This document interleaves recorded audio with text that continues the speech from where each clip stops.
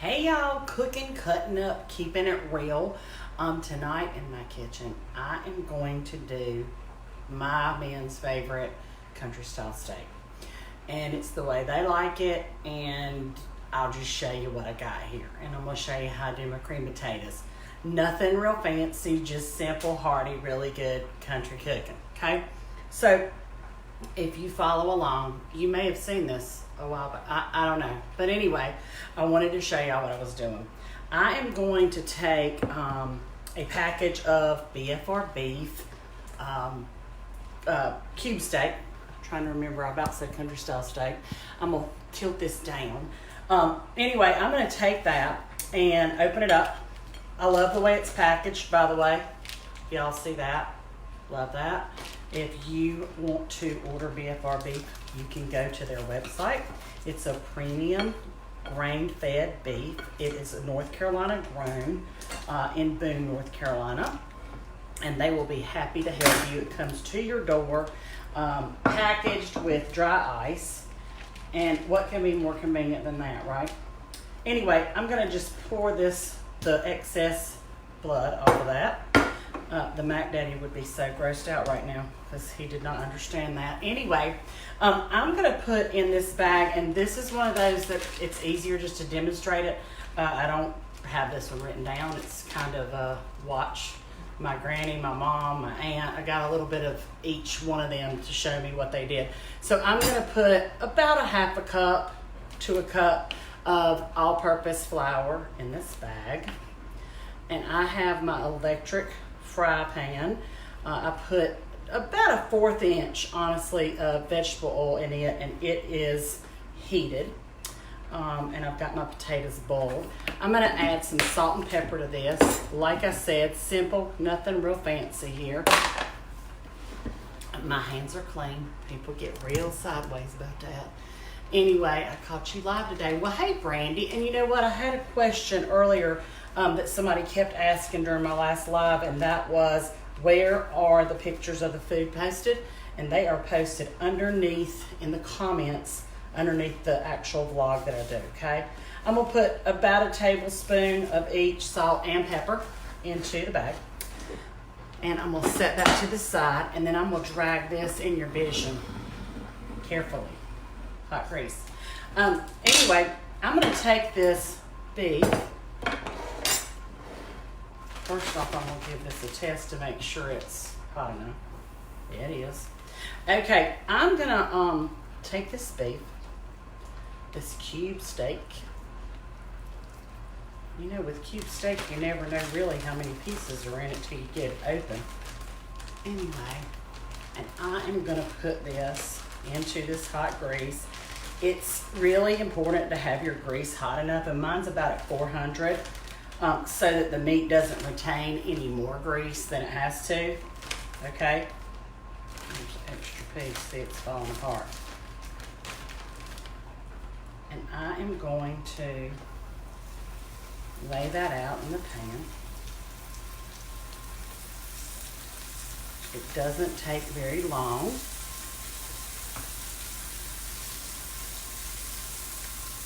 You can tell if that's 2 pieces or not too.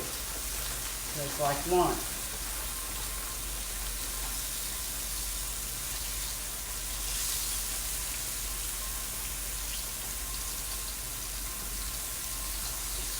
I have fixed this so much since we've been married in the last 30 years that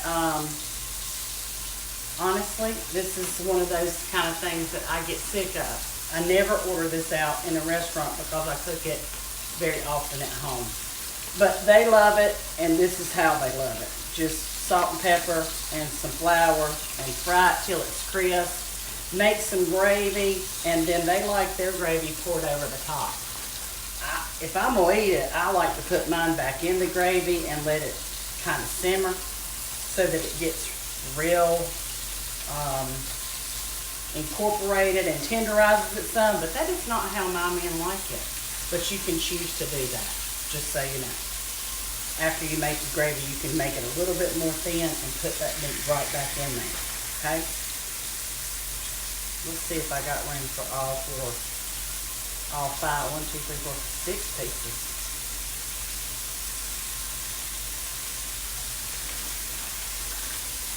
And I hope y'all can hear me okay once it gets to sizzling. I'm going to serve green beans with mine. The flat green beans that I love. I think some people call them Italian green beans. Let me push that out of the way.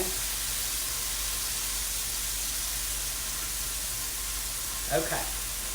Let me give my hands a wash and toss this.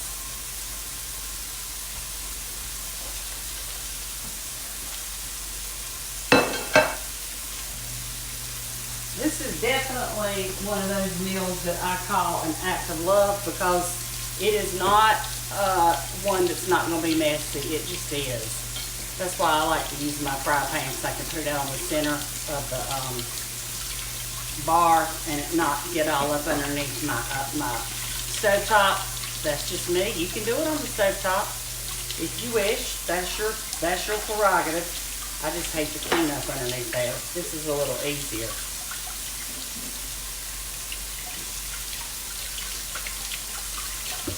Okay. Now, I'm going to save some of this for the gravy. And I'm going to cut that up just a tad to about 425. And I'm going to grab a spatula to turn these burgers. My potatoes are boiled and ready. So once I've turned these, I'll bring the potatoes over and show you how I do those. Easy, delicious. And I usually do homemade potatoes. I'm not an instant potato girl, although I will add instant potatoes to regular potatoes to kind of make them go a little farther if I run out. So anyway, let's see. They are my husband's favorite green beans. Those flat ones, Maryland, I know we love them around here. Love them. Well, hey, Samantha Cook. Samantha Cook says, Samantha, is this how your mama fixed it growing up? This is how my mama fixed it, but she put it back in the gravy and made it real tender. I did mine the same way. Okay, Shannon, cool. Having your fried chicken again today. Jan, the fried chicken goes into this pan too, but this pan has been around for 30 years. I haven't had to replace it. And as soon as I say that, it's going to go on the blink, kind of like I couldn't get the gas tank off the other night to do my hamburgers. Anyway, I had some viewers, though, that said, we're glad that happened because we wanted to know how to cook them in the oven anyway. But, hey, sometimes you got to just show what you're doing. Anyway, hey Sharon, good to see you. Samantha said yes, always. That's how her mama did it. Samantha, did your mama put it back in the gravy, or did she pour the gravy over the top? My guys like it over the top. You've lost weight, and I appreciate you noticing. I am down almost 15 pounds, and I am going to the WW. It's not Weight Watchers anymore. It's the WW. So they went from Weight Watchers to Whale Watchers, and then I think people were a little bit offended maybe. I kind of was because I thought about Shamu and SeaWorld and all that. And then Oprah's taking it over, and now it's the WW. It's really the only way I can lose weight actively and be successful at it. So I actually put me a little flank steak in the oven earlier because I'm not going to eat this fried meat tonight. They will, and they'll love it. Looks just like my mom cooked it. Yeah, a lot of people grew up with it like this, I think. I'm going to check the bottom of it, though. You're going to want to turn it. Let me tilt y'all back down. You're going to want to turn this meat over. When you can see that's brown on the sides, can y'all see that? That's ready. Because this isn't a thick cut of meat. Now let me try to flip it without popping grease everywhere.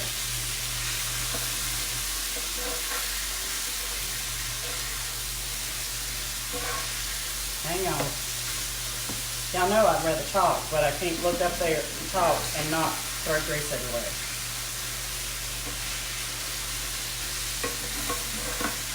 And my guys like it like really crisp, like really done and really crisp. I'm just saying. I do think this is a very southern staple of a dish. I've seen it done like this and then put back in some type of cream mushroom soup or something like that with peppers and onions. And I think that's actually the definition of Salisbury steak. I don't know, but I think so. While that's cooking, so that, I'm not talking y'all for y'all's whole entire supper. I am going to pull the potatoes over here, and then I'll show you how to do this gravy. I just peeled and boiled about 6 good-sized potatoes. They were about that big, like as big as a baseball. I'm going to just pour the water off of it. And I'm old school with the top of the lid. I don't always drag out a colander. There we go. Okay. And I like to kind of get my supper done so I'm not eating so late myself. And so I put theirs in, you know, a plate. The imaginary farmer can warm his in the microwave, and I have to take top off plate. So I try to get my dinner done by try by 7. You know, if you come home and cook, then you got to clean up the kitchen. So I'm going to put about 3 tablespoons of butter, and I use, you know, the real stuff. That's totally up to you. But I mean, you're going to have gravy and meat. I don't know about skimping on the butter. I'm just saying. I'm going to grab my electric mixer, and I'm going to get a little bit of salt and pepper and these potatoes. And then I'm going to give them a little blend, and it's going to be loud for a minute.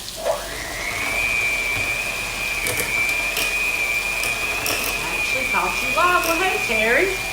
There's like 1,000 of y'all on here. That's like so flattering, I gotta say. Okay. Now, just because I had heavy whipping cream in the refrigerator, that's what I'm using. I usually use milk. You can use either. I'm gonna put just a dub in there. Okay? Because I don't want it to be too thin.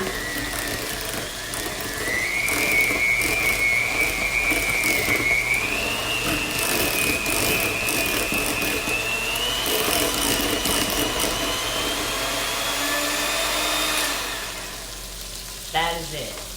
That is all I do with potatoes. Nothing real difficult there. I'm going to set these over on the stove with the lid on them. Stove's not on, so they would scorch. And I'm going to come back over here and show you how to do this gravy. Now, I got to tell you, gravy was intimidating to me when I first got married.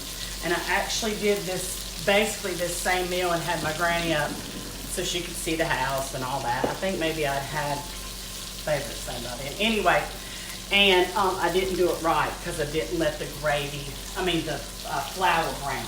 So it tasted a little bit, what she call it? The flour wasn't done, is what I'm telling you. I can't remember what she called it. Let me grab a plate. Hold on. I'm classic for hold on. Okay.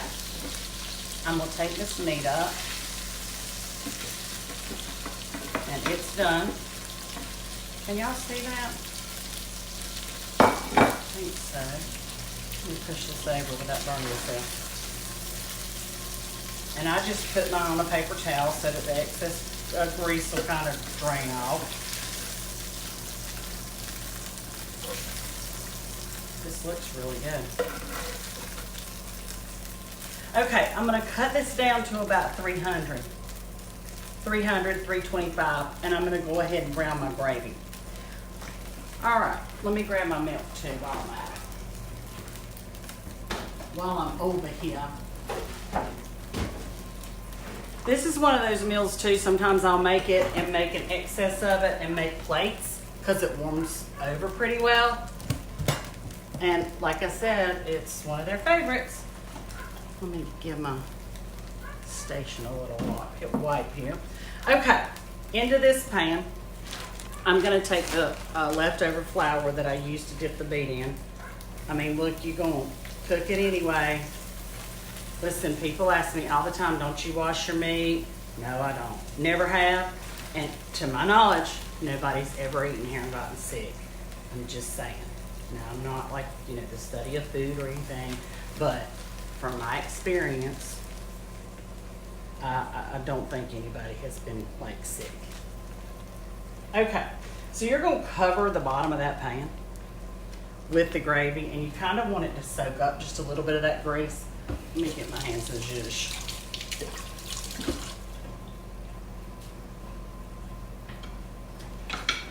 And I'm gonna just start stirring this and incorporating it into the grease. That sounds weird nowadays, as health conscious as we are. I'm gonna incorporate this into the grease. Can y'all see that? Now, and you gotta kind of move, stick and move fast with this.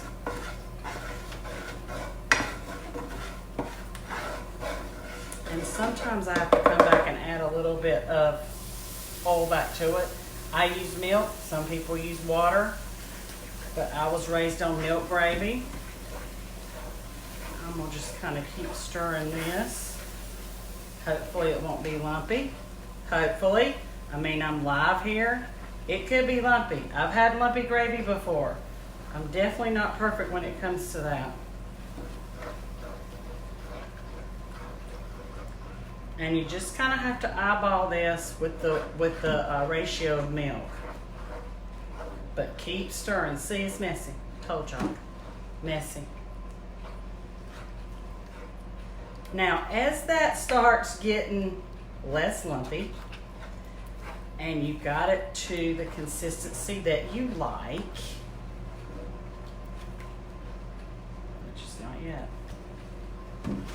you want to start cutting your temperature back just a little bit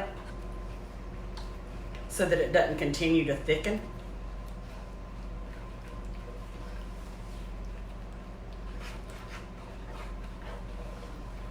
And see, I've still got some lumps in there too. Mine don't really care about that as long as they can pour the gravy over their meat. Anyway, that's how I do it. That's one of their favorite meals. I'm gonna let this cook just a little bit. I'm gonna add just a little bit more milk. And then I'm gonna start plating this up. I hope this is something that y'all love, that it's something helpful for you to watch, because telling somebody how to make gravy in writing to me is difficult, but to watch it, maybe it'll help. So there you have it, my rendition of country style steak and gravy. I'm gonna turn my temp back even more. There we go. And then I'm gonna plate this up for the fellas. I hope y'all enjoyed that, and I will show a picture of the plated up stuff, the plate underneath this vlog. Thanks for joining in. Cooking, cutting up, keeping it real. Bridget said use a whisk. That's probably a good idea, although I just went with it with the wooden spatula here, but that probably is a good idea. Anyway, thanks for tuning in. Y'all have a wonderful dinner tonight, and we'll see y'all when we see you. Bye.